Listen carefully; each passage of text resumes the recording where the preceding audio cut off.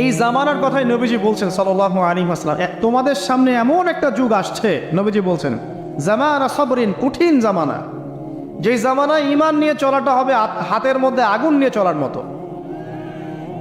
নবীজি বলছেন ওই সময়ে সাহাবী জিজ্ঞাসা করছেন, ইয়া রাসূলুল্লাহ, আমি ওই সময়ে কি করব? ওই সময় আমি কি করব, আমাকে কি পরামর্শ দিচ্ছেন? নবী সাল্লাল্লাহু আলাইহি ওয়াসাল্লাম বলছেন, হে আমর ইবনে আস, তুমি ওই সময়ে বাড়িতে অবস্থান করো, বাসায় থাকো, বিনা প্রয়োজনে বাড়ির বাইরে এসো না। ওই সময় তুমি নিজের পাপের জন্য আল্লাহর কাছে ক্রন্দন করতে থাকো, বিনা প্রয়োজনে বাড়ির থেকে বের হয়েও না। আর মানুষের সাথে এত বেশি মেলামেশা করো না, নিজে তোমার আমল, তোমার গুনাহ নিয়ে ব্যস্ত থাকো, তোমার পাপের জন্য আল্লাহর কাছে কান্নাকাটি করো, ইনশাল্লাহ তুমি নাজাত পেয়ে যাবে। এটা একটা অপশন, মানে ফিতনাময় পরিবেশে আপনি কিভাবে বাঁচবেন, এটা একটা অপশন। আরেকটা হাদিসে গিয়ে নবী সাল্লাল্লাহু আলাইহি ওয়াসাল্লাম বলছেন যে যখন এমন ফিতনাময় পরিবেশ আসবে, তখন যদি তোমরা এই আমর বিল মারুফ নাহি আনিল মুনকার, সৎ কাজের আদেশ, অসৎ কাজের নিষেধ, আমার সুন্নতের উপর অটল থাকতে পারো, তাহলে তোমরা 50 জন শহীদের নেকি পাবে। সাহাবায়ে কেরাম বলছেন, ইয়া রাসূলুল্লাহ, আমিনহুম আও মিন্না, তাদের মধ্যে 50 জন নাকি আমাদের মধ্যে 50 জন শহীদ? নবী করিম সাল্লাল্লাহু আলাইহি ওয়াসাল্লাম বলছেন, বাল মিনকুম, বরং তোমাদের মধ্যে 50 জন শহীদ। এটা অপশন নম্বর 2। এক কি বললাম, আপনি নিজেকে নিয়ে ব্যস্ত থাকেন, বাসায় থাকেন, বিনা প্রয়োজনে বাড়ির থেকে বের হবেন না, মানুষের সাথে কম মেলামেশা করেন এবং নিজের পাপের জন্য আল্লাহর কাছে কান্নাকাটি করেন, নিজের আমল নামা নিয়ে ব্যস্ত থাকেন, ইনশাআল্লাহ নাজাত পাবেন। 2 নম্বর, যদি আপনার কাছে আরও বেশি যোগ্যতা থাকে এবং আপনি আরও বেশি সাহসী হন এবং আপনি উম্মার, দেশের জনগণের কল্যাণ কামনা করেন, তাহলে অন্যদেরকেও এই ফিতনাময় পরিবেশে টিকে থাকার ফর্মুলা বলে দেন। এখানে সবর করেন, আমর বিল মারুফ নাহি আনিল মুনকারের কাজ করেন, আল্লাহ পাক আপনাকে ইনশাআল্লাহ 50 জন শহীদ সাহাবীর নেকি দিবেন সব। আরও অপশন আছে। কি অপশন? ওই যে আসহাবুল কাহফ কি করেছিল, একটা ফিতনাময় পরিবেশ থেকে নিজেরা আস্তে করে সরে গিয়েছে।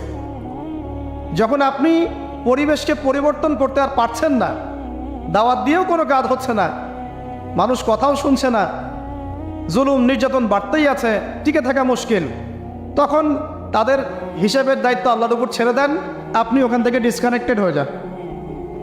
তো হয়তো আপনার কাছে মনে হচ্ছে না এখন ওই যুগ আসে নাই, কিন্তু আমি আপনাকে বলে দেই যে কোরআন এবং সুন্নাহর চোখ দিয়ে যদি আপনি দেখতে শেখেন এবং বর্তমান বিশ্বের প্রেক্ষাপটটা অ্যানালাইসিস করার যোগ্যতা আপনি অর্জন করেন কোরআন সুন্নাহর চোখ দিয়ে, আপনি বুঝতে পারবেন সেই সময় অনেক আগেই চলে এসেছিল।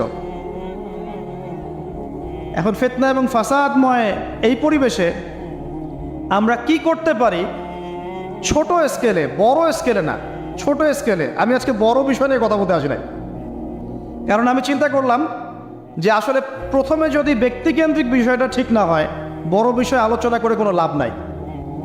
আগে ব্যক্তি যদি ঠিক না হয়, বড় বিষয় আলোচনা করে আসলে কোনো লাভ নাই, আপনারা বুঝবেনও না, মাথার উপর দিয়ে চলে যাবে। এখন গ্লোবাল অ্যাফেয়ার্স নিয়ে কথা বলে খুব একটা ফায়দা নাই আপনাদের।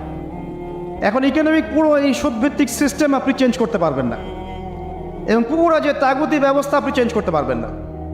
আপনি কি করতে পারবেন? আপনি নিজেকে পরিবর্তন করতে পারবেন, আপনার পরিবারকে পরিবর্তন করতে পারবেন। এতটুকু আপনার পক্ষে এখন পর্যন্ত সহজ, ঠিক না ভাই? ঠিক কথা। এটা আপনি এখন করতে পারবেন। তো এটার ফর্মুলা কি? ফর্মুলা ঘাটতে গিয়ে আল্লাহ পাক আমার মাথার মধ্যে একটা হাদিস নিয়ে এসে দিলেন, কারণ আমি বিশ্বাস করি যে আপনারা বলছেন মৌলানা, আল্লামা, আমি আসলে এমন কিছু নই। এই কথাগুলো আসলে আমার সাথে যায় না। আমি নিতান্তই একজন ছোট মানুষ এবং তালেবে ইলম, জ্ঞানের পথের পথযাত্রী, আর আমি তালেবে ইলম হয়ে থাকতে চাই। আমি মুফতি হই, আমি মুহাদ্দিস, মুফাসসির বা এই যে শব্দগুলো আপনারা বলছেন, এমন কিছুই নয়। আসলে কিয়ামতের মাঠে আমি জান্নাতে যেতে পারবো কিনা আমি নিজেই জানি না। যখন কোনো মানুষ নিজেকে অনেক বড় বড় করা শুরু করবে, বুঝে নেবেন সে ইবলিসের আনুগত্য করা শুরু করেছে আর কি। কারণ ইবলিস বলেছিল, আমি খলাকতানি মিন নার ওয়া খলাকতাহু মিন তিন, আমাকে সৃষ্টি করেছেন আগুন দিয়ে, আদমকে সৃষ্টি করেছেন মাটি দিয়ে, আমি কেন আদমকে সিজদা করতে যাও?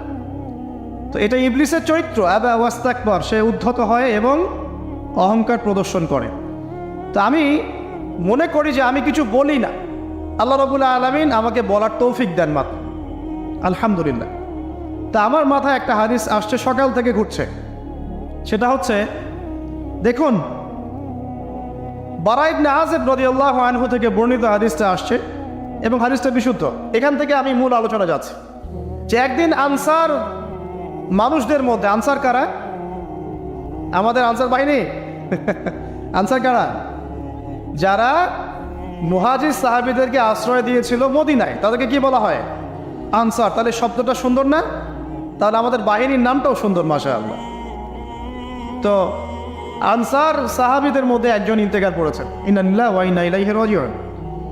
এখন তাকে দাফন করা হচ্ছে, আর নবী সাল্লাল্লাহু আলাইহি ওয়াসাল্লাম কবরের পাশে চুপ করে বসে পড়লেন।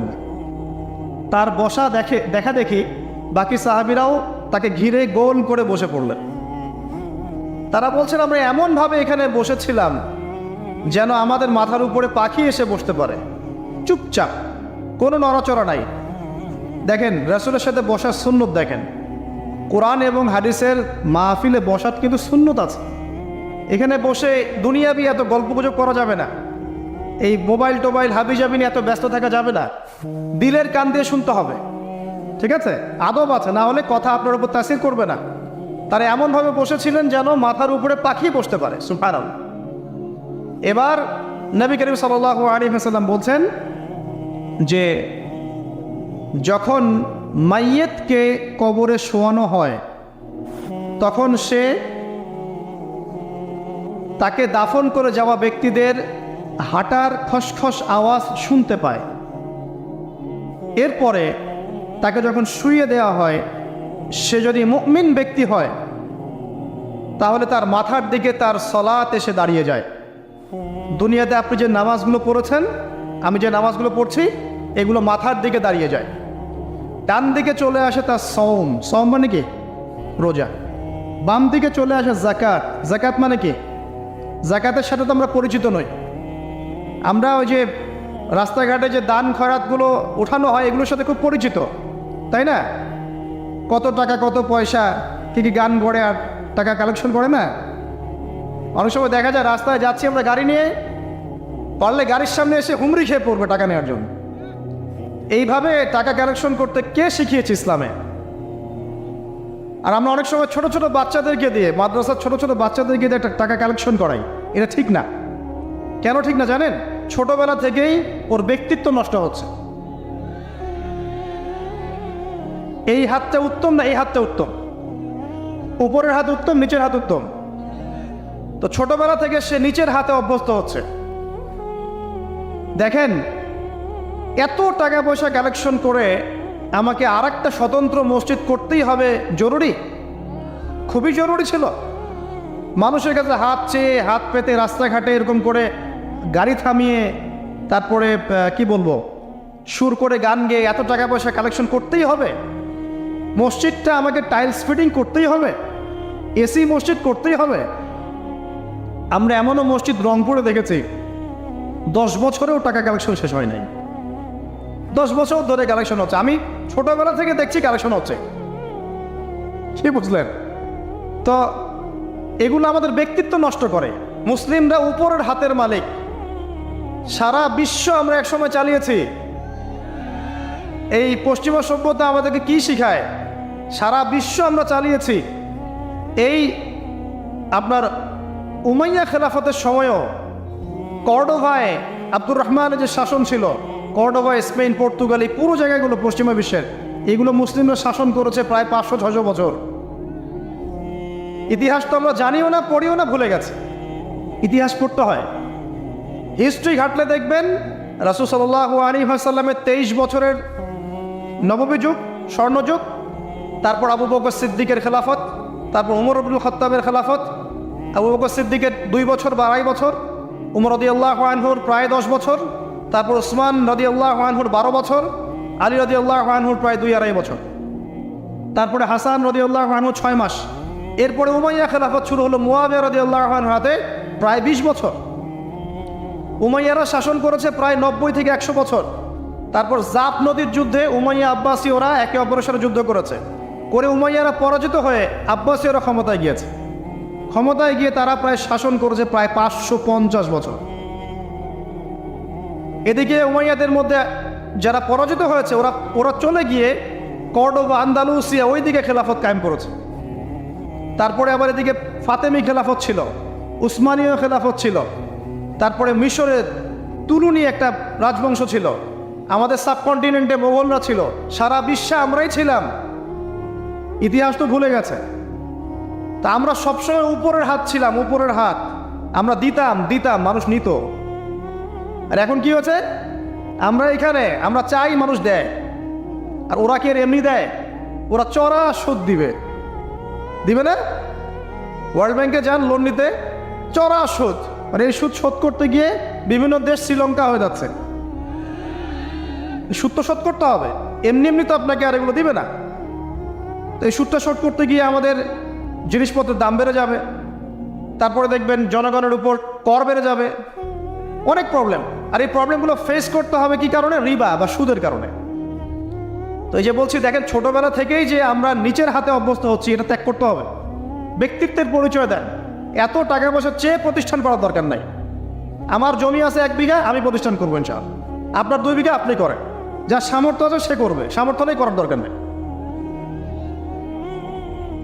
আর একটা মসজিদ যদি কবুল হয়, একটা মসজিদ একটা জেলার জন্য যথেষ্ট। একটা মসজিদ নববী থেকে নবী সাল্লাল্লাহু আলাইহি ওয়াসাল্লাম সারা দুনিয়া শাসন করেছে। আর আমাদের তো কোটি কোটি মসজিদ বাংলাদেশে। এই যুগের কথাও নবীজি বলেছেন, যে যুগে মসজিদগুলো চাকচিক্যময় হবে, মসজিদগুলো কি হবে? চাকচিক্যময় হবে, হেদায়েত উঠে যাবে, এবং মসজিদের মধ্যে সরগোল হট্টগোল বেড়ে যাবে। দেখেন না মসজিদে হট্টগোল বেড়ে গেছে না? এটা সেই যুগ। তো যেটা বলছিলাম প্রিয় ভাইরা, যে নিচের হাতে অভ্যস্ত না, উপরের হাতে অভ্যস্ত হতে হবে।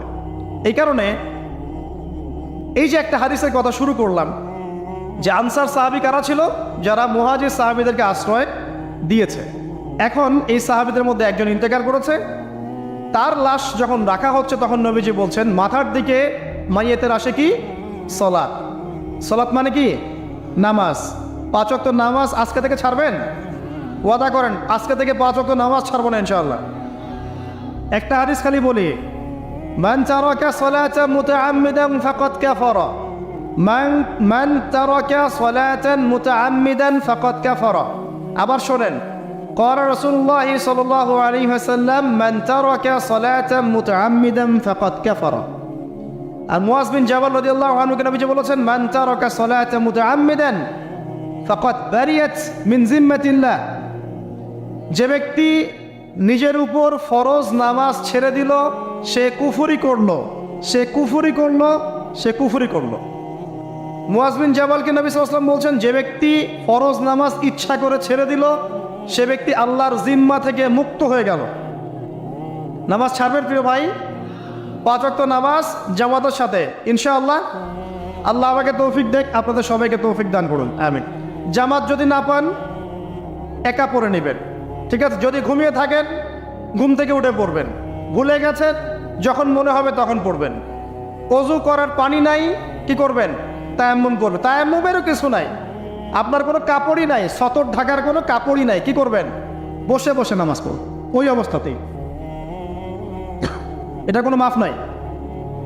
মানে আপনার ওযু করার কোনো পানি নাই, তায়াম্মুমের কিছুই নাই, কাপড়ও নাই সতরে, তখনও নগ্ন হয়ে বসেই নামাজ পড়তে হবে, মাফ নাই। যখন শোয়ানো হবে মাথা থেকে কি থাকবে? সালাত। তাহলে আমরা যারা ফরজ সালাত এখন আদায় করছি না, আজকে তওবা করেন, বলেন আস্তাগফিরুল্লাহ আল্লাযী লা ইলাহা ইল্লা হুয়াল হাইয়ুল কাইয়্যুম ওয়া আতুবু ইলাইহি।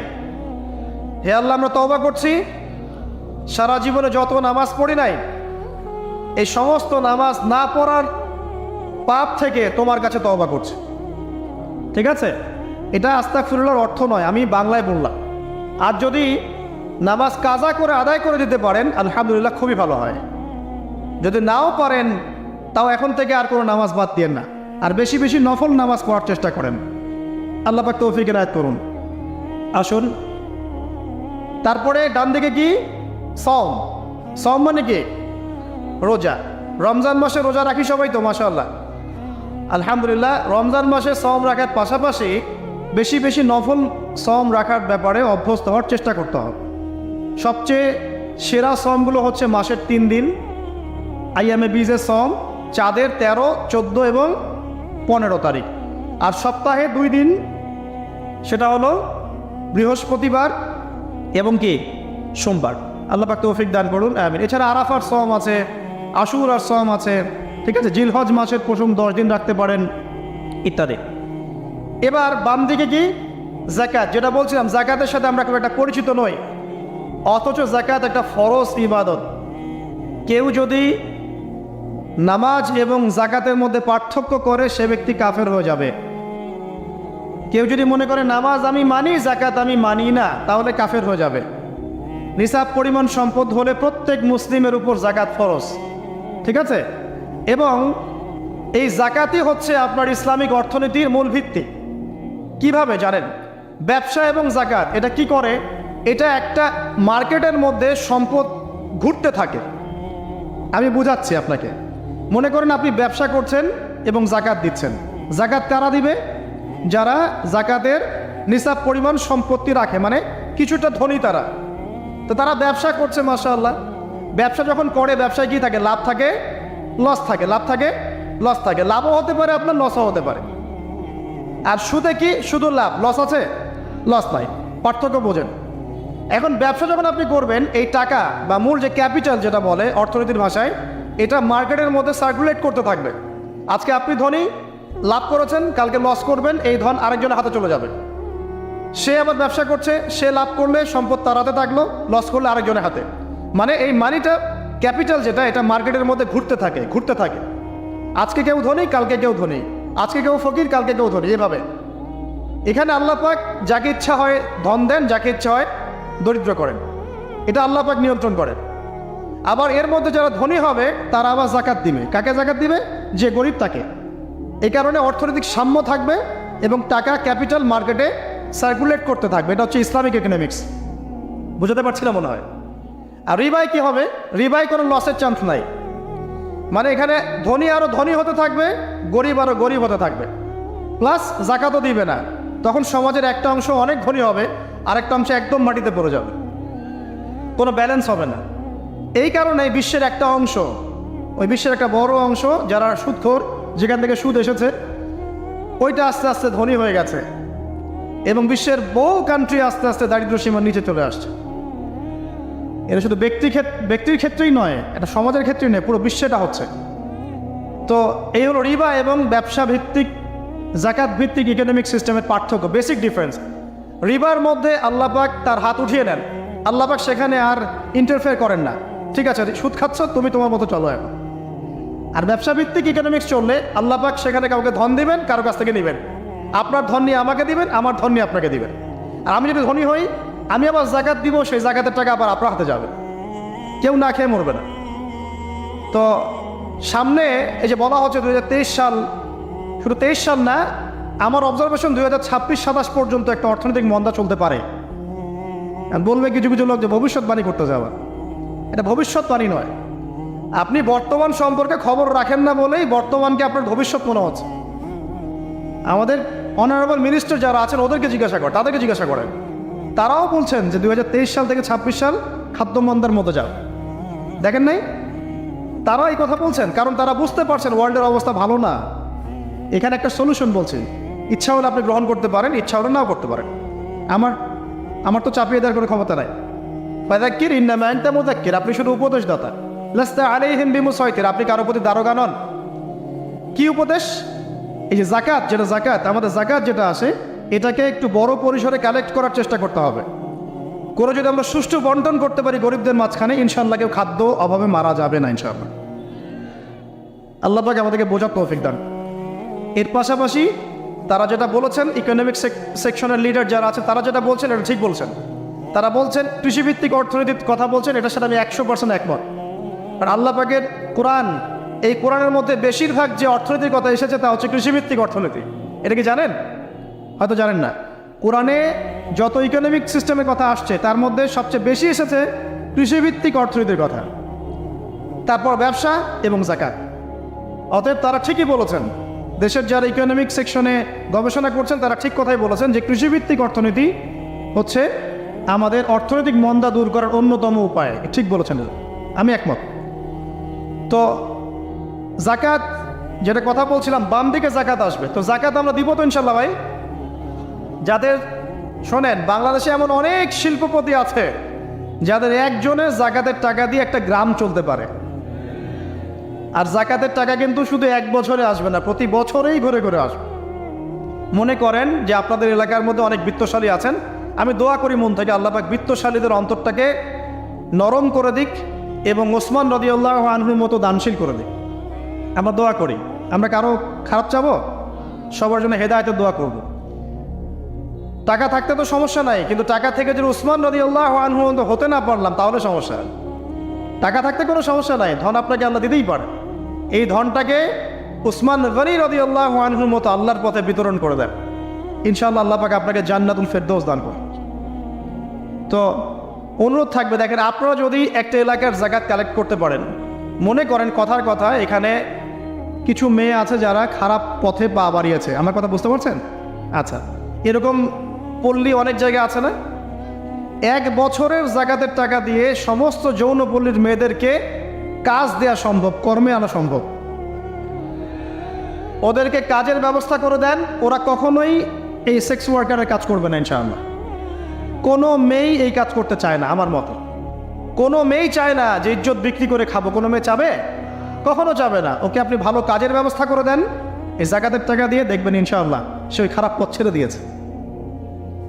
অনেক দেখবেন দরিদ্র মানুষ আছে যে পড়াশোনা করার কোনো সুযোগ নাই, টাকা পয়সা নাই, পড়াশোনা করতে চায় কিন্তু টাকা পয়সা নাই, দিনের জ্ঞান অর্জন করতে চায়, দেশকে কিছু দিতে চায়, টাকা নাই। তাকে আমরা হেল্প করতে পারি না? পারি।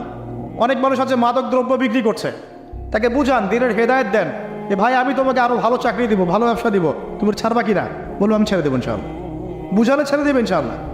এই যে মেগা প্রজেক্ট যেটা কথা বলি আমরা, আত্ম উন্নয়নমূলক বলেন, যুব উন্নয়নমূলক বলেন, বা কান্ট্রি ডেভেলপমেন্টের কথা বলেন, এখানে যাকাত একটা বড় শক্তি হতে পারে।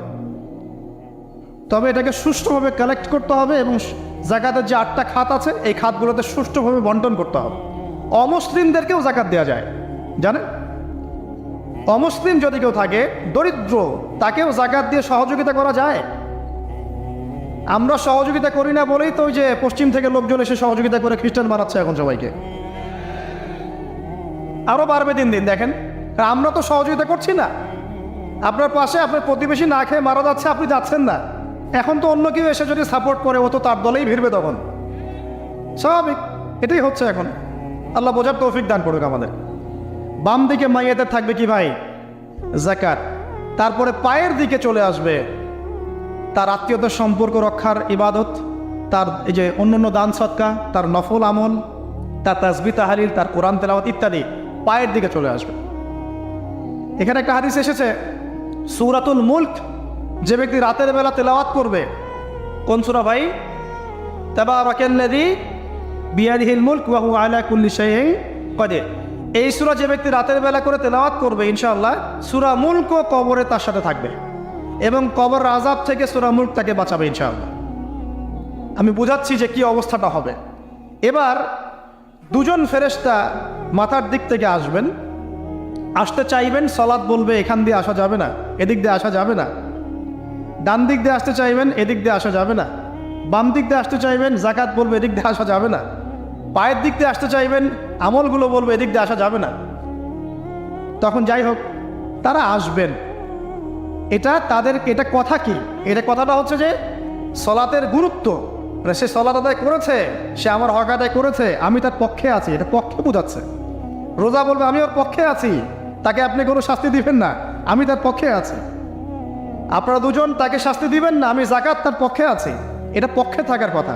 তারপরেও তারা আসবেন, চোখগুলো হবে নীল এবং কালো বর্ণ, নীলাপ চোখের, কালো। মুনকার নাকি উঠে বসিয়ে দেওয়া হবে। এবার 3টা প্রশ্ন। প্রথমে প্রশ্ন হচ্ছে কি, মান রব্বুক, তোমার রবকে? তখন মুমিন বান্দা বুক ফুলিয়ে বলবে রব্বি আল্লাহ, আমার রবকে আল্লাহ।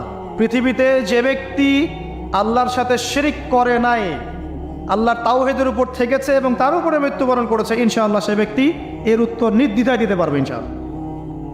আর দুনিয়াতে যে বা যারাই আল্লাহর সাথে শিরিক করবে, আল্লাহর সাথে শিরকের পাপে লিপ্ত হবে, ওই অবস্থায় মারা যাবে, তাওহীদের উপর থাকবে না, কোশ্চিনকালেও মান রব্বক উত্তর দিতে পারবে না। তারপরে প্রশ্ন হয়ে যাবে মা দিনুক, তোমার দিন কি ছিল? মুমিন বান্দা উত্তর দিবে কি? দিন ইয়ান ইসলাম, আমার দিন ছিল ইয়ান ইসলাম। এখানে শুনে রাখেন, পৃথিবীতে যারা ইসলামকে পরিপূর্ণরূপে পালন করবে তারাই এই উত্তর দিতে পারবে ইনশাআল্লাহ। যারা ইসলামকে ঠাট্টা বিদ্রুপের হাসি তামাশার পাত্র বানিয়েছে, মন চাইলে কিছু করি, মন চাইলে কিছু করি না, সহজগুলো একটু আমল করি, বাকি কিছুর আমল ধারি না, হ্যাঁ, নামাজ পড়ি, সুদ ছাড়তে পারি না, ঠিক আছে, বছর বছর ওমরা করি, এদিকে ঘুষ দুর্নীতি ছাড়তে পারি না, ইসলামকে ঠাট্টা তামাশার পাত্র বানিয়েছে, এরা কোশ্চিনকালে উত্তর দিতে পারবে না মা দিনুক। দিনে পরিপূর্ণরূপে ইসলামে প্রবেশ করতে বলেছেন আল্লাহ রাব্বুল আলামিন। যারা পরিপূর্ণরূপে ইসলামে প্রবেশ করবে এবং ইসলামের প্রতিটা মৌলিক বিধান মেনে চলবে, ইনশাআল্লাহ তারা এর উত্তর দিতে পারবে। এরপরে আসবে তৃতীয় প্রশ্ন। নবী সাল্লাল্লাহু আলাইহি ওয়াসাল্লামকে দেখানো হবে, যখন দেখানো হবে তখন সূর্য যখন ডুবে যায়, যে দৃশ্যটা আমরা দেখতে পারি না, ওই দৃশ্যটা ভেসে উঠবে এবং মুমিন বান্দা অস্থির হয়ে যাবে, বলবে আমাকে ছেড়ে দাও, আমি নামাজ পড়বো। সুবহানাল্লাহ। তার কারণ তার কাছে মনে হবে যে আসরের ওয়াক্ত হয়ে গেছে, আসরের ওয়াক্ত হয়ে গেছে, আসরের ওয়াক্ত চলে যাচ্ছে, আমাকে নামাজ পড়তে হবে। চিন্তা করেছেন? ওই যে একটা হাদিস আছে না, যে 7 শ্রেণীর মানুষকে আল্লাহ রাব্বুল আলামিন আরশের ছায়া দিবেন, তার মধ্যে এক শ্রেণীর মানুষকে যার অন্তর মসজিদের সাথে ঝুলে থাকে, তার মন মসজিদের সাথে ঝুলেছিল, এই সূর্য ডুবে গেল বলে আমাকে ছেড়ে দাও, আমি নামাজ পড়তে যাব। তখন ফেরেশতারা বলবেন তোমাকে নামাজ পড়তে দেয়া হবে, তবে তার আগে তুমি এর উত্তর দাও। কি উত্তর? এই ব্যক্তির দিকে তাকাও। তখন নবী সাল্লাল্লাহু আলাইহি ওয়াসাল্লামকে দেখানো হবে, সাল্লাল্লাহু আলাইহি ওয়াসাল্লাম দরুদ পড়বেন, বলা হবে যে এই ব্যক্তির সম্পর্কে তোমার কি ধারণা? মান হাযা রাজুলু বুইসা ফীকুম, এই ব্যক্তি কে, যাকে তোমাদের কাছে পাঠানো হয়েছিল? মুমিন ব্যক্তি নির্দ্বিধায় বলে দিবে যে তিনি হচ্ছেন আমার নবী মুহাম্মদুর রাসূলুল্লাহ সাল্লাল্লাহু আলাইহি ওয়াসাল্লাম। দেখুন, পৃথিবীতে যে বা যারাই নবী সাল্লাল্লাহু আলাইহি ওয়াসাল্লামের সুন্নতের উপর আমল করবে, ইনশাআল্লাহ সে তার উত্তর দিতে পারবে। দুনিয়াতে যারা নবীর সুন্নতের 5 পয়সা পরোয়া করছে না, তার আদর্শের 5 পয়সা দাম দিচ্ছে না, তারা কোশ্চিনকালে উত্তর দিতে পারবে না। নাম হতে পারে আব্দুর রহমান, আব্দুর রহিম, নবীর সুন্নতের ধার ধারে না, তারা উত্তর দিতে পারবে না। তো নবীর সুন্নতের গুরুত্ব কত গভীর, এটা আমাদেরকে এখান থেকে বুঝতে হবে। তাই প্রিয় যুবক ভাইরা, মুসলিম ভাইরা, আমাদের জীবনটাকে নবীর আদর্শ এবং সুন্নতে ঢেলে সাজাতে হবে। সকাল থেকে সন্ধ্যা পর্যন্ত প্রতিটা কাজ করব কার তরিকায়? রাসূলের তরিকা। নামাজ পড়বো তার তরিকায়, রোজা, সিয়াম, হজ, জাকাত, আমল, মুআমালাত, আখলাক সব কার তরিকায়? নবী সাল্লাল্লাহু আলাইহি ওয়াসাল্লামের তরিকা অনুযায়ী ইনশাআল্লাহ। আল্লাহ পাক তৌফিক এনায়েত করুন, আমিন। এবার ফেরেশতা দুজন জিজ্ঞাসা করবেন অবাক হয়ে যে তুমি কিভাবে এটা জানলে, তুমি কিভাবে এই 3টা প্রশ্নের উত্তর দিতে পারলে? কারণ বেশিরভাগ মানুষ তো উত্তর দিতে পারবে না, বেশিরভাগ মানুষই এই উত্তর দিতে পারবে না। কারণ কিয়ামতের মাঠে 1999 জন মানুষ জাহান্নামে যাবে, নাউজুবিল্লাহ। তো এটা কঠিন পরীক্ষা। আল্লাহ রাসূল সাল্লাল্লাহু আলাইহি ওয়াসাল্লাম বলেছেন যে নিশ্চয়ই তোমাদেরকে এখানে পরীক্ষায় ফেলা হবে, আর তোমরা যদি এই পরীক্ষা জেনে তোমাদের মৃতদেরকে দাফন করা থেকে বিরত না থাকতে, তাহলে আমি তোমাদেরকে শুনিয়ে দিতাম কবরে কেমন পরীক্ষা হয়। মানে যদি আমরা শুনতে পারতাম যে কবরে কেমন পরীক্ষা হয়, আমরা ভয়ে আমাদের মৃতদেরকে দাফন পর্যন্ত করতাম না। এটা নবীজি বলছেন সাল্লাল্লাহু আলাইহি ওয়াসাল্লাম। তাকে জিজ্ঞাসা করা হবে যে তুমি কিভাবে জানলে এটা? বেশিরভাগ মানুষ তো পারে না উত্তর দিতে। তখন সেই ব্যক্তি বলে বসবে, সেই ব্যক্তি বলবে যে করাতু কিতাবাল্লাহ, আমি আল্লাহর কিতাব এই কোরআন পড়েছি। মুমিন বলবে আমি আল্লাহর কোরআন পড়েছি, ফাআমানতু বিহি, আমি এর উপর ঈমান এনেছিলাম, ওয়া সাদ্দাকতু, এবং সত্যায়ন করেছিলাম। সুবহানাল্লাহ। অতএব দুনিয়াতে যারা দ্বীনের জ্ঞান অর্জন করছে না, কোরআন পড়ছে না, হাদিস পড়ছে না, পড়াশোনার চেষ্টা করছে না, জানার চেষ্টা করছে না, কবরে পাওয়া ডিফিকাল্ট আছে। এটা একটা অন্যতম প্রশ্ন। আমরা কিন্তু মনে করি 3টা প্রশ্ন হচ্ছে, আসলে প্রশ্ন হচ্ছে কয়টা? 4টা।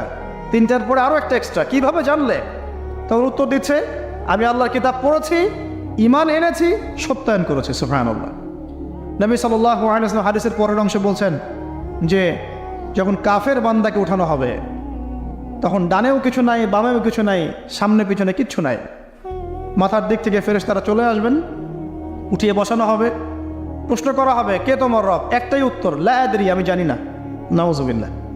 কি তোমার দিন? লা আদরি, আমি জানি না। এই যে আল্লাহর তো খবর নাই, আল্লাহ পাকের বিধান মেনে চলার কোনো খবরই নেই, পরোয়াই নাই। সে জানবে কিভাবে ইসলাম কি জিনিস? সে জানবে কিভাবে আল্লাহ কি জিনিস? ও তো আল্লাহকে চিনেই না। দিব্যি বলে বেড়াচ্ছে মহাবিশ্ব সৃষ্টি হয়েছে বিগ ব্যাং থেকে, আল্লাহ বলে কেউ নাই। মানুষ সৃষ্টি হয়েছে বান্দর থেকে, নাউযুবিল্লাহ। ওই যে ডারউইনের মতবাদ, মানুষ তো আল্লাহকে চিনছে না।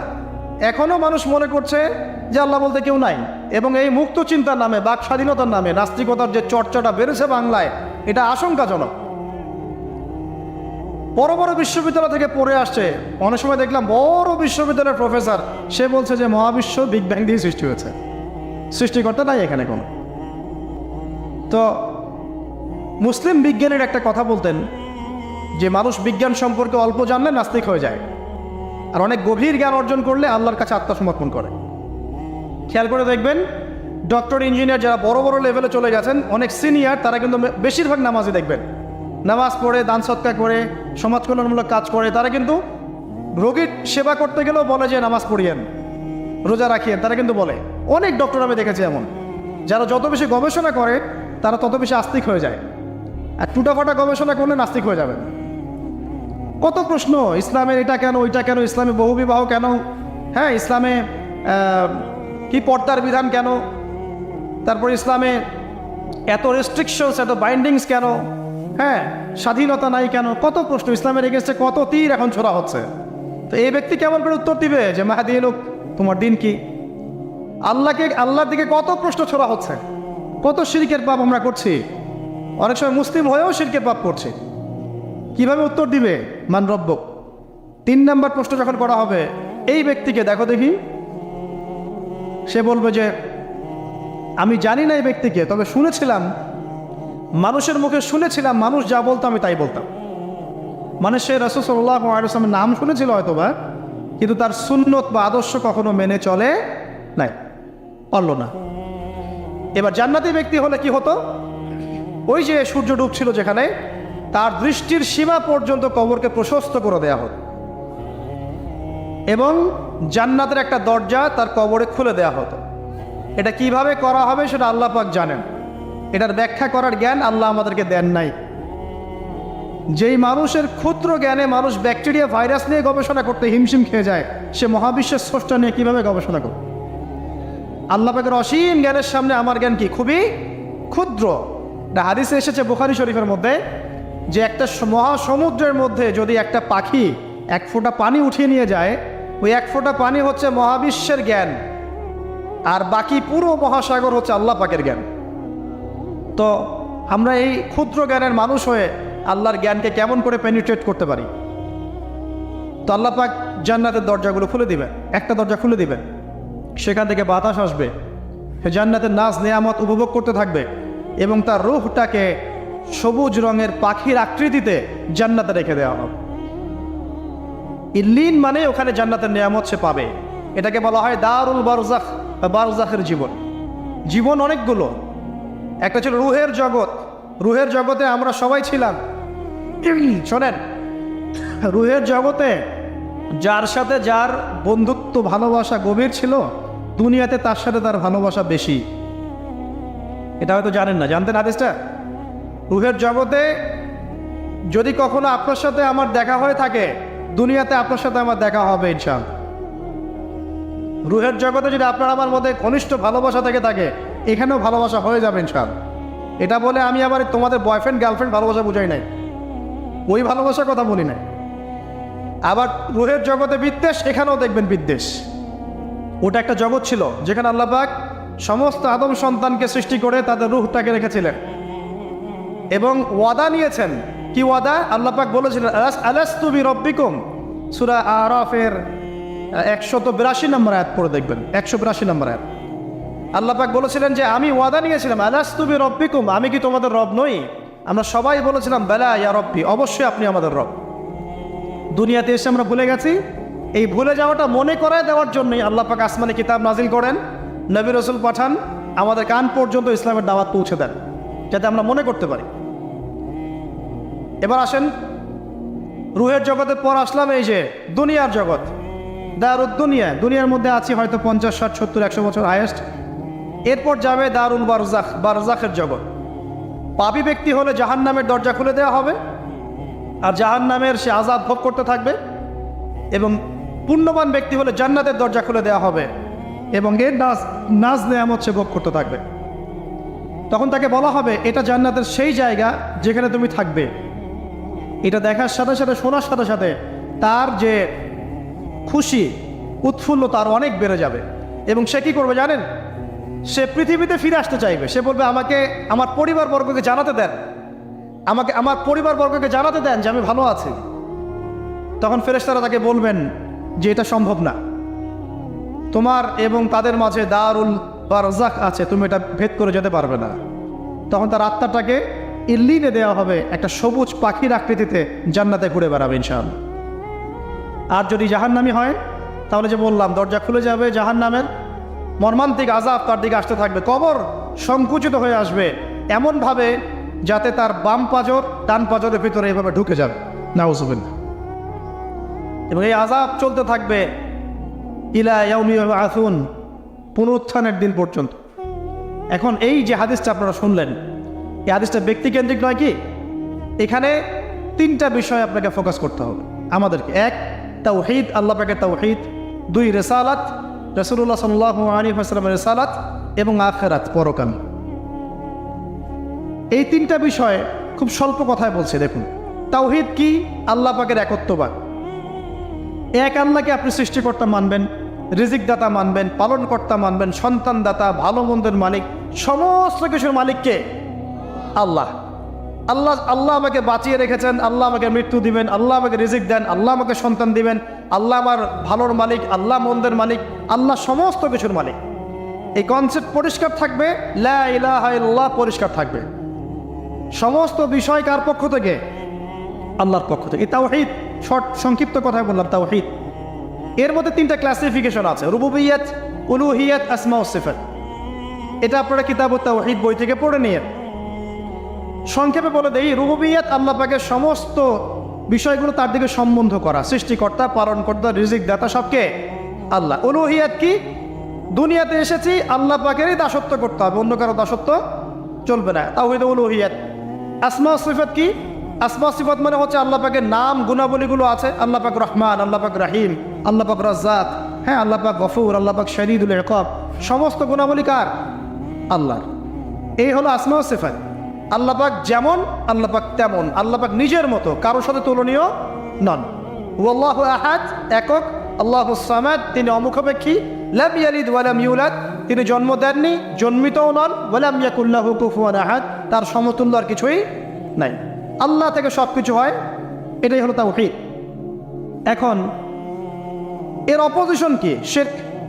তাওহীদের বিরুদ্ধে গেলে কি হয়ে যাবে? শিরক। কেউ যদি মনে করে যে আল্লাহ ছাড়া কেউ আমাকে জীবন দিতে পারে, আল্লাহ ছাড়া কেউ আমাকে মারতে পারে, আল্লাহ ছাড়া কেউ আমাকে রিজিক দিতে পারে, অথবা আল্লাহ ছাড়া কেউ সন্তান দিতে পারে, আল্লাহ ছাড়া অন্য কারো কাছে কেউ যদি দোয়া করে, আল্লাহ ছাড়া অন্য কারো জন্য নজর মানত করে, আল্লাহ ছাড়া অন্য কারো নামে কসম খায়, আল্লাহর হালালকে হারাম করে দেয়, আল্লাহর হারামকে হালাল করে নেয়, ঠিক আছে? আল্লাহ থেকে শুভ অশুভ আসে না, শুভ আল্লাহর পক্ষ থেকে আসে, অশুভ শয়তানের পক্ষ থেকে আসে, এমনও যদি কেউ মনে করে, শুভ অশুভ দুটোই আল্লাহর পক্ষ থেকে আসে, কিন্তু কেউ যদি মনে করে না শুভগুলো আল্লাহর পক্ষ থেকে, অশুভগুলো শয়তানের পক্ষ থেকে, এমনও যদি মনে করে, শিরক হয়ে যাবে। মুসলিমরা চলাফেরায় শিরক করছে। এখন মুসলিমরা আল্লাহ ছাড়া অন্য কারো কাছে চাচ্ছে, মুসলিমরা অনেকে কবরে সেজদা করছে, মুসলিমরা অনেকেই মৃত মানুষের কাছে দোয়া করছে, হাতে বালা পরে আছেন, খোলেন না। কেন খোলেন না? ভয়ে যদি আপনার ক্ষতি হয়, শিরক। মুসলিমরা দেখবেন আগুনের সামনে মাথা নত করছে, মুসলিমরা এখন মেডিটেশন করে, ধ্যান করে, মুসলিমরা জিনকে তাবে করতেছে। অনেক সময় দেখা যায় মুসলিমরা জাদু করতেছে, জাদুবিদ্যা, কুফরি কালাম করছে না? করছে। সবই শিরক, সবই শিরক। মুসলিমরা দেখবেন আল্লাহর হালাল যেগুলো আছে এগুলোকে হারাম করে ফেলছে, আবার অনেক সময় আল্লাহর হারামগুলোকে হালাল করে নিচ্ছে। সুদ কি ভাই? এখানে ফরজ, হালাল করে নেওয়া হয়েছে। মদ কি? তোমাদের কাছে তো ওয়াজিব, না খাইলে ঘুম হয় না। তো এই যে আল্লাহ হারামগুলোকে কি করছি আমরা? হালাল করে ফেলি, এটাও শিরক, কুফরি একটা। তো এক কথায় তাওহীদের উপর যারা থাকবে মান রব্বুক উত্তর দিতে পারবে ইনশাআল্লাহ। যারা শিরক করে ফেলবে ওই অবস্থায় মারা যাবে, মান রব্বুক উত্তর দিতে পারবে না। আমার কথা কি বোঝা যাচ্ছে? আমি সহজ করার চেষ্টা করছি কিন্তু হয়তো পারছি না, এটা আমার ব্যর্থতা। এক কথায় যদি আমরা কবরের প্রথম প্রশ্নের উত্তর দিতে চাই তাহলে আমাদেরকে অবশ্যই তাওহীদের উপর থাকতে হবে, শিরকে যাওয়া যাবে না। প্রিয় ভাইরা, শিরকের পাপ থেকে আজকে তওবা করে ফেলবেন। আল্লাহ জেনে না জেনে জীবনে যত শিরক করেছে আল্লাহ মাফ করে দাও, আমিন। এবং আগামী দিনগুলোতে শিরকের পাপে লিপ্ত হয় না। প্রিয় ভাইরা, যদি আপনার আমল নামায় আসমান জমিন সমানও পাপ থাকে, শিরকের পাপটুকু না থাকে, আল্লাহ পাক আপনার পুরো পাপ মাফ করতে পারবেন ইনশাআল্লাহ। আল্লাহ পাক বলেছেন মেরাজের রাতে নবী সাল্লাল্লাহু আলাইহি ওয়াসাল্লামকে আরশে আজিমের কাছে উঠিয়ে নিয়ে আল্লাহ পাক 3টা ওহী করেছেন। কয়টা ওহী? একটা ছিল 5 ওয়াক্ত নামাজ, ঠিক আছে। 2টা হচ্ছে 2 নাম্বার হচ্ছে সূরা বাকারার শেষের 3টা আয়াত। 3 নাম্বার একটা ওয়াদা, একটা প্রতিশ্রুতি। সেটা কি? হে মুহাম্মদ সাল্লাল্লাহু আলাইহি ওয়াসাল্লাম, তোমার উম্মতের মধ্যে কেউ যদি আসমান জমিন সমান পাপ নিয়ে আমার সামনে হাজির হয় কিন্তু আমার সাথে কাউকে শরিক না করে, শিরক না করে, তাহলে আমি আল্লাহ তার সামনে আসমান জমিন সমান ক্ষমা নিয়ে হাজির হব, মানে মাফ করে দেওয়া হবে ইনশাআল্লাহ। অতএব শিরকের পাপে যায় না, ইনশাআল্লাহ জান্নাতে যাওয়া যাবে। যে ব্যক্তি মন থেকে একবার লা ইলাহা ইল্লাল্লাহ পড়েছে, সমস্ত বিষয় আল্লাহর দিকে সুপর্দ করে, তার অন্যান্য অনেক পাপ থাকতে পারে, আল্লাহ পাক চাইলে সব পাপ মাফ করতে পারেন। অতএব মান রব্বুক উত্তর দিতে চাইলে শিরকের পাপে যাওয়া যাবে? যাবে না। আধুনিক শিরকের মধ্যে সবচেয়ে ভয়ঙ্করটা হচ্ছে এটা যে আমরা আল্লাহর হালালকে হারাম করে নিচ্ছি, হারামকে আবার হালাল করে ফেলছি। এখানে যায় না। সব কিছু আল্লাহ থেকে আসে। দোয়া আল্লাহর জন্য করবেন, নামাজ আল্লাহর জন্যে, সব কিছু ইবাদত আল্লাহর জন্যে, দিনই ইলম অর্জন আল্লাহর জন্যে। প্রতিটা কাজের করার আগে নিয়াত ফিক্স করবেন, কেন করব? পরকালীন স্বার্থ থাকলে করব, না হলে করব না। কেন তুমি টিকটকে যাবা না? কারণ পরকালীন কোনো স্বার্থ নাই। কেন তুমি ফ্রি মিক্সিং অ্যাফেয়ার্সে যাবা না? কারণ পরকালীন কোনো স্বার্থ নাই। কেন মদ খাবা না? পরকালীন কোনো স্বার্থ নাই। কেন মিউজিকে যাচ্ছ না? কারণ পরকালীন কোনো স্বার্থ নাই। কেন তুমি এই যে সুদ খাবা না? কারণ পরকালীন কোনো স্বার্থ নাই। যে কাজে পরকালীন কোনো স্বার্থ নাই সে কাজে কোনো মুমিন মুসলিম নাই। কেন নামাজ পড়বো? কারণ পরকালীন স্বার্থ আছে। কেন রোজা রাখবো? পরকালীন স্বার্থ আছে। কেন আমি হালাল বিয়ে করব, হারাম জেনায় যাব না? পরকালের স্বার্থ আছে। কেন আমি যাকাত দিব, ব্যবসা করব, সুদ খাবো না? কারণ পরকালের স্বার্থ আছে। কেন ইসলামের দাওয়াত দিব? পরকালের স্বার্থ আছে। কেন হাদিস প্রচার করব? কারণ পরকালের স্বার্থ আছে। ইসলামের জন্য সবর করব কেন? পরকালের স্বার্থ আছে। পরকালের স্বার্থ যেখানে, মুসলিম সেখানে। পরকালের স্বার্থ নাই, আমরা নাই। প্রত্যেকটা কাজ করার আগে নিয়াতটা ফিক্স করতে হবে, পরকালের কোনো স্বার্থ আছে? যদি বলে হ্যাঁ আছে, তাহলে করবেন। স্বার্থ নাই, আমি নাই। কোনো ফজুল কি বাত বা ফাহেসা কোনো কাজ, এসব কাজে আমরা নাই, বিকজ এগুলোতে কোনো পরকালীন স্বার্থ নাই। ব্যাস, আমাদের জীবনের প্রতিটা মোমেন্ট, প্রতিটা সেকেন্ড আল্লাহর দেয়া দান। আমি নিজের ইচ্ছা মতো এটাকে অপব্যয় করতে পারি না। হ্যাঁ, আপনি মিউজিক শুনতে চান, আপনি সং পছন্দ করেন, আপনি নাশিদ শোনেন, ইসলামিক নাশিদ শোনেন, ওখানে আপনার ইমান একটু দীপ্ত হবে, পরকালীন স্বার্থ আছে। আপনি নিজে দমন করতে পারছেন না, হালালভাবে বিয়ে করে নেন। বিয়ে করার পর আপনি যত ইচ্ছা স্ত্রীকে মহব্বত করেন, প্রত্যেকটা মহব্বতে নেকি পাবেন। এমনকি স্ত্রীর দিকে নেক নজরে তাকাবেন, তাতেও নেকি। তার মুখে খাবার তুলে দেবেন, তাতেও নেকি। তার হাত ধরে হাঁটবেন, তাতেও নেকি। তাকে নিয়ে রাতে চাঁদ দেখবেন, তাতেও নেকি। আপনি আপনার নিয়তটাকে চেঞ্জ করেন, কাজের ডাইরেকশন চেঞ্জ করেন। পরকালের স্বার্থ থাকলে করবো, না হলে করবো না। আপনি পছন্দ করেন ঘুরে বেড়াতে, আল্লাহর দিনের দায়ী হয়ে ঘুরে বেড়ান না, সমস্যা কি? আল্লাহর জমিন ঘুরে দেখেন, এসব অবান্তর কাজে লিপ্ত না থাকে আল্লাহ পাকের নিদর্শনগুলো ঘুরে দেখেন, আপনার ইমান বাড়বে ইনশাআল্লাহ। আপনার সংস্কৃতি ভালো লাগে, ইসলামিক সংস্কৃতি মেনে চলেন। আপনি কবিতা লিখতে ভালোবাসেন, ইসলামিক কোনো কবিতা লেখেন। আপনি উপন্যাস পড়তে ভালোবাসেন, ইসলামিক কোনো উপন্যাস পড়েন। আমি বলছি না এগুলোর বাইরে কোনো পড়াশোনা করা যাবে না, এমনটা আমি কিন্তু বলছি না। আমি বলছি আপনি আপনার পুরো কাজটাকে আগে ফিক্স করবেন, পরকালের কোনো স্বার্থ আছে কি নাই। যদি হ্যাঁ দেখা যায় হ্যাঁ পরকালের শর্ত ঠিক আছে, অবশ্যই করেন, কোনো সমস্যা নেই। আল্লাহ পাক বোঝার তৌফিক দান করুন। তো দেখুন প্রিয় ভাইরা, শিরকের পাপে যাওয়া যাবে না। এই শিরকের পাপ না থাকলে আমল নামায় ইনশাআল্লাহ আমরা জান্নাতে যাব এবং কবরের উত্তরও দিতে পারবো ইনশাআল্লাহ। মান রব্বুক, উত্তর পাস ইনশাআল্লাহ। তারপরে কি? মাদিনুক। এক কথায় ইসলামের অনেক বিধিবিধান আছে, নামাজ, কালিমা, সওম, যাকাত, হজ সব আছে। আমর বিল মারুফ, নাহি আনিল মুনকার, পিতামাতার খেদমত, প্রতিবেশীর অধিকার, স্ত্রীর অধিকার, তারপরে সন্তানদের অধিকার, যাকাত সব কিছুই আছে। এখন যদি ইসলামের কিছু অংশকে মেনে নেন, কিছু অংশকে না মানেন, এটা কিন্তু কুফরি। ইসলামের কিছু অংশকে মানছেন, কিছু অংশকে মানছেন না, এটা কিন্তু কুফরি। ইসলামের পরিপূর্ণ বিধানটাকে যদি মেনে চলেন ইনশাআল্লাহ আযজা ওয়া জাল আপনি মাদিনুক উত্তর দিতে পারবেন। আপনি আমল করতে পারেন না পারেন, মনে করেন আপনি আমল করতে পারছেন না, কিন্তু আপনি আকীদা পোষণ করছেন যে হ্যাঁ ইসলামে যা আছে আমি সব কিছু মেনে চলি, কিন্তু হয়তো আমল করতে গিয়ে আমি পারছি না। আমি হয়তো নামাজ 5 ওয়াক্ত পড়তে হয়, আমি জানি, আমি মানি, কিন্তু আমার মাঝে মাঝে মিস হচ্ছে, মাঝে মাঝে আমি জামাত মিস করে ফেলছি। আপনি মানেন যে সওম রাখতে হয়, মাঝে মাঝে আপনার সওম মিস হয়ে যাচ্ছে, কিন্তু আপনি বিশ্বাস করেন যে হ্যাঁ আপনি সওম রাখতে হয়, আপনার আকীদা ঠিক আছে। আপনি যাকাত দেন নাই এতদিন, কিন্তু আকীদা রাখেন হ্যাঁ দিতে হয়, আমি সুযোগ পেলে দিয়ে দিব। এই যে কনসেপ্টটা ক্লিয়ার রাখা যায় না, ইসলামের বিধানগুলো প্রতিটা আমি মানি মন থেকে, হয়তো আমল করতে গিয়ে আমি পেরে উঠতেছি না বা হয়ে উঠছে না। ইনশাল্লাহ একদিন না একদিন আল্লাহ পাক আপনাকে তৌফিক দিবে ইনশাল্লাহ, আল্লাহ পাক তৌফিক দান করুক। কিন্তু কনসেপ্ট যদি ক্লিয়ার না থাকে যে আমি কিছু অংশ মানি, কিছু অংশ মানি না, এটা ইসলাম হলো না। উদখুলু ফিস-সিলমি কাফা, পরিপূর্ণরূপে ইসলামে প্রবেশ করেন। দিনীপন অনেকে আছে পর্দা হয়তো করতে পারছে না, কিন্তু মনে করে, বিশ্বাস করে যে পর্দা করতে হয়, এটা ফরজ। ইনশাল্লাহ আল্লাহ চাইলে ওকে একদিন তৌফিক দিবে ইনশাল্লাহ। হয়তো এখন মুখ খোলা আছে, হয়তো বা আগে গেঞ্জি টি শার্ট পরে ঘুরতো, এখন সেলোয়ার কামিজ পরছে, ঢিলে ঢালা জামা পরছে, এখনো বোরখা পরছে না। ওকে তুচ্ছ তাচ্ছিল্য করার দরকার নাই আপাতত, ওকে আরো বুঝান, আরো নরম হন, আরো বুঝিয়ে সুঝিয়ে ইসলামের দিকে আনার চেষ্টা করেন। এত দূর এসেছে, ওই পর্যন্ত যাবে ইনশাল্লাহ। কারণ ও বিশ্বাস করে হ্যাঁ পর্দা করতে হয়, আমি মানি পর্দা করতে হয়, কিন্তু আমি এখন করতে পারছি না, ইনশাল্লাহ করবো, আল্লাহ পাক চাইলে তৌফিক দিবেন ইনশাল্লাহ। তো এই যে বিষয়টা, যে ইসলামকে মনে আগে ধারণ করা, যে না আমি মানি ইসলামের প্রত্যেকটা বিধান ঠিক আছে। চুরি করলে চোরের হাত কাটতে হয়, ইসলাম বলেছে। ডাকাতি করলে শাস্তি আছে, জেনা যদি কেউ করে 100 বেত্রাঘাত, মদ খাইলে 40টা বেত্রাঘাত, ব্যভিচার যদি করে কেউ, এই পরকীয়া করে বিবাহিত ব্যক্তি, রজম। এগুলো কেসাস, একজন একজনকে হত্যা করলে তাকেও কেসাস করতে হয়। এই বিধানগুলো আছে। এখন আপনি বলতে পারেন আমি এই ওয়ার্ল্ডের প্রেক্ষাপটে এটাকে বাস্তবায়ন করতে পারছি না, কিন্তু আমি বিশ্বাস করি ইসলামের বিধানগুলো আছে, এটা আল্লাহর বিধান।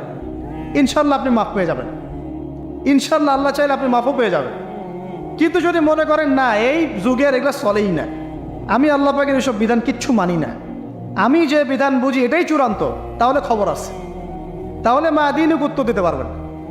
তো বুঝেন, বিষয়টা বোঝেন, আকীদাটা ক্লিয়ার করেন যে না আমি পারতেছি না, এটা একটা বিষয়, কিন্তু আমি বিশ্বাস করি ইসলামের এগুলো অংশ, হয়তো আমি এখন পারছি না, ইনশাল্লাহ ভবিষ্যতে পারবো। আল্লাহ চাইলে আপনাকে তৌফিক দেবে ইনশাআল্লাহ। আমরা দোয়া করি আল্লাহ পাক আমাদেরকে পরিপূর্ণরূপে ইসলামে প্রবেশ করার তৌফিক দান। আর সর্বশেষ কি, এটা যদি করতে পারে মাদিনুক উত্তর দিতে পারবে। নবীকে উত্তর কখন দিতে পারবে? যখন একজন ব্যক্তি সারা জীবন নবী সাল্লাল্লাহু আলাইহি ওয়াসাল্লামের সুন্নতের উপর আমল করতে পারবে। এই যে ঘুম থেকে উঠলেন, ব্যাস ব্রাশটা নিয়ে দৌড়ে চলে গেলেন বাথরুমে, কি জন্য? ঘুম থেকে উঠলেন, আগে চোখটা একটু ঘষতে হবে, মুখে হাত দিতে হবে, তারপরে আপনি দোয়া পড়বেন। কি দোয়া পড়বেন? আলহামদুলিল্লাহিল্লাযী আহইয়ানা বা'দা মা আমাতানা ওয়া ইলাইহিন নুশুর। তারপরে আপনি যাবেন বাথরুমে। দোয়াটা না পড়ে কেন গেলেন? ঘুমাচ্ছেন, ঘুমানোর আগে আপনি অবশ্যই বলবেন।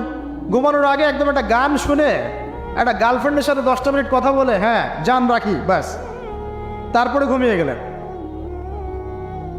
ঘুমটা আপনার জন্য ইবাদত হলো না? হারামে লিপ্ত হতেন না? আল্লাহুম্মা বিইসমিকা আমুতু ওয়া আহইয়া পড়তেন, সূরা মুলক পড়তেন, সূরা কাফিরুন পড়তেন, সূরা ফালাক নাস ইখলাস পড়তেন, ঘুমিয়ে যেতেন।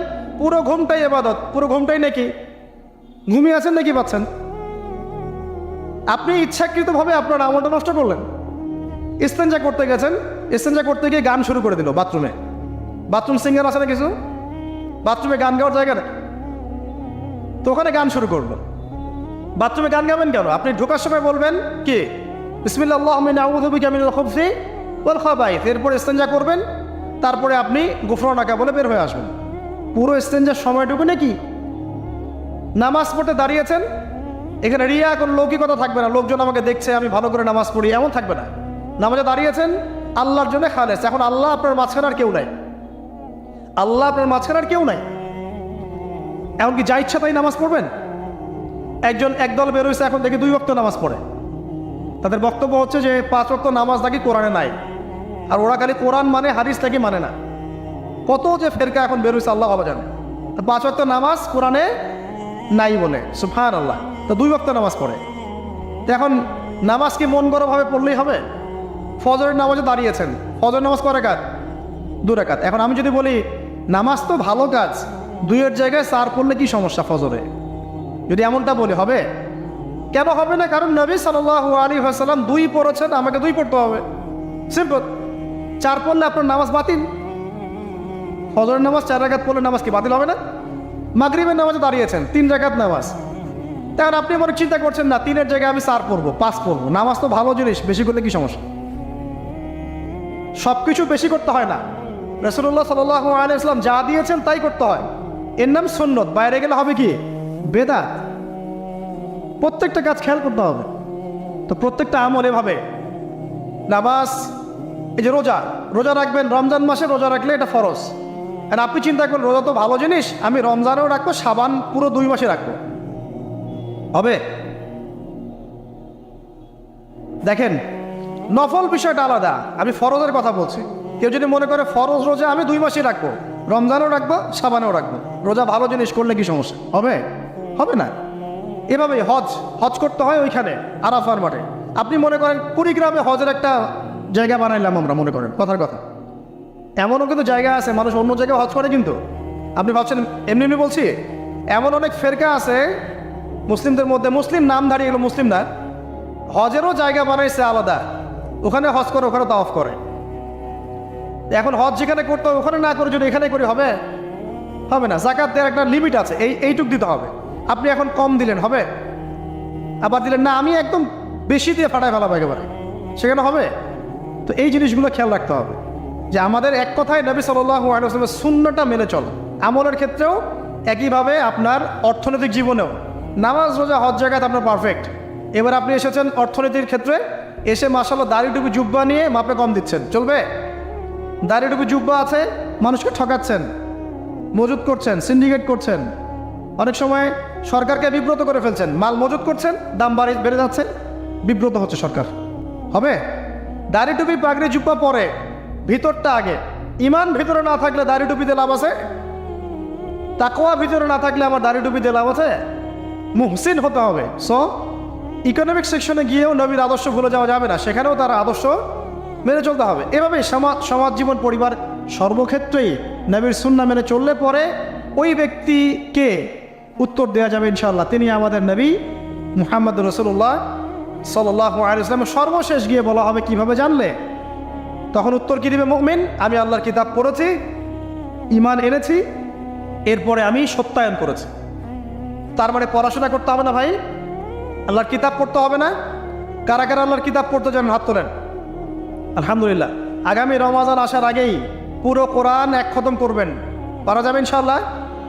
এবং প্রত্যেক দিন আমাকে ওয়াদা করেন প্রত্যেক দিন 1 পারা করে কোরআন তেলাওয়াত করব, পারবেন ইনশাআল্লাহ? না বলেন পারবো ইনশাআল্লাহ? পারবো ইনশাআল্লাহ। আল্লাহ পাক তৌফিক দান করুন, আমিন। কোরআন পড়তে হবে, শুধু কি জাস্ট তোতা পাখির মতো পড়েই যাবেন সারা জীবন? অর্থটা একটু বোঝার চেষ্টা করবেন না ভাই? করা উচিত না? করা উচিত। যদি আপনার সামর্থ্য থাকে আপনার অবশ্যই করা উচিত। সামর্থ্য নাই, বয়স হয়ে গেছে, পারেন না, সেটা আলাদা বিষয়। সামর্থ্য আছে আপনার অবশ্যই উচিত। আলহামদুলিল্লাহি রাব্বিল আলামিন মানে কি? আর রহমানির রহিম মানে কি? মালিকি ইয়াউমিদ্দিন বলছে, এটা মানে কি? ইয়াকা না'বুদু বলছি, ওয়া ইয়াকা নাস্তাঈন, এর অর্থ কি? ইহদিনাস সিরাতাল মুস্তাকিম মানে কি? সিরাতাল লাযীনা আন'আমতা আলাইহিম গায়রিল মাগদুবি আলাইহিম ওয়ালাদ-দালিন, কি অর্থ, কি বললাম? নামাজে এটার অর্থ জানলে মনোযোগ কি ডানে বামে যাবে? যাবে না ইনশাআল্লাহ। এই যে আল্লাহ পাক বলছেন, ইয়া আইয়ুহাল্লাযীনা আমানুত্তাকুল্লাহ, হে মুমিনগণ আল্লাহকে ভয় করো, হাক্কা তুকাতিহি ওয়া লা তামুতুন্না ইল্লা ওয়া আনতুম মুসলিমুন, তোমরা এমনভাবে আল্লাহকে ভয় করো, ভয় করার মতো ভয় করো, এবং পরিপূর্ণ মুসলিম না হয়ে মৃত্যুবরণ করো না। এর অর্থটা জানলে ভালো লাগলো না? বুঝতে পারলাম না কোরআনটা? আল্লাহ বলছেন ওয়াদারু মা বাকিয়া মিনা রিবা, সুদের অবশিষ্ট অংশ ছেড়ে দাও। ওয়া ইন লাম তাফআলু ফাআযানু বিহারবিন মিনাল্লাহি ওয়া রাসূলিহি, যদি না করো আল্লাহ এবং রাসূলের সাথে যুদ্ধের ঘোষণা শুনে রাখো। অর্থ জানলে হেদায়েত পাওয়া যায় না? অতএব অর্থটা জানার চেষ্টা করেন। আল্লাহ পাক তৌফিক এনায়েত করুন। আর অর্থ বোঝার ক্ষেত্রে যদি কোনো প্রতিবন্ধকতা পান সামনে, আলেম ওলামার কাছে যাবেন, জিজ্ঞাসা করে অর্থ জেনে নেবেন। নিজে নিজে আবার মন করে ব্যাখ্যা করতে যায় না। কোরআন বুঝতে গেলে হাদিস লাগবে, হাদিসগুলো পড়তে হবে। হাদিসের কিছু বই কিনবেন, রিয়াদুস সালেহিন, ফয়জুল কালাম, এই যে আপনারা পড়েন, মুনতাকাব হাদিস পড়েন, ঠিক আছে, বুলুগুল মারাম মিন আদিল্লাতিল আহকাম, মিশকাতুল মাসাবি, এই বইগুলো বাসায় রাখবেন। এরপরে আস্তে আস্তে কিনবেন আবু দাউদ, তিরমিজি, নাসাই, এগুলো কিনবেন। পরে গিয়ে বুখারী মুসলিমের অনুবাদ কিনবেন, আগে কিনবেন না। এগুলো কঠিন হাদিস, এগুলো আগে পড়লে আপনি মাথাটা আপনার কিন্তু ঘুরতে থাকবে। তো আগে কি ক্লাস 8-এ পড়বেন না আগে এইচএসে দিবেন? আগে ক্লাস 7-8 পার করে যান, তারপর ওইদিকে যান। আল্লাহ বোঝার তৌফিক দান করুন। প্রিয় ভাইরা, ইলম অর্জন করতে হবে। ইলম অর্জন করলে পরে আপনি তালেবে ইলম, তালেবে ইলমের পায়ের নিচে আল্লাহর ফেরেশতারা পাখা বিছিয়ে দিবে ইনশাআল্লাহ তাআলা। ইলম অর্জন করে আপনি যখন আলেম হবেন বা দ্বীনের জ্ঞান অর্জন করবেন, তখন আপনি দাওয়াতের কাজও করতে পারবেন। আপনার দাওয়াতে যত মানুষ ইসলামের দিকে আসবে সমস্ত নেকি আপনি পাবেন ইনশাআল্লাহ। এবং যখন আপনি আরও বড় আলেম হয়ে যাবেন, আল্লাহ তৌফিক দান করুন, তখন আসমানের যত মাখলুক এবং জমিনের যত মাখলুক, এমনকি গর্তের মধ্যে যে পিপিলিকা আছে সেগুলাও, এমনকি সাগরের নিচে মাছ আপনার জন্য ইস্তেগফার করবে, দোয়া করবে ইনশাআল্লাহ। আল্লাহ পাক আমাদের সবাইকে শিরক মুক্ত আমল করার তৌফিক দান করুন, আমিন।